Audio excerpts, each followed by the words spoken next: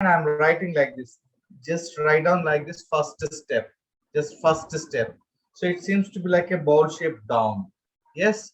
Now you see first, second, bring the stroke in this direction. See this is here. The start from here. First step, go up, then come to the left. From here, you cross down the stroke and bring it down the stroke. Okay.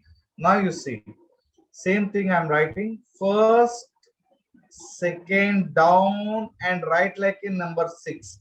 This one just seems to be like a 6, number 6. Just I wrote number 6 inside. Yes, very easy. Okay, now look at the screen carefully. See, first step, then first, second, bring it down to write number 6. First, second, down. See, but here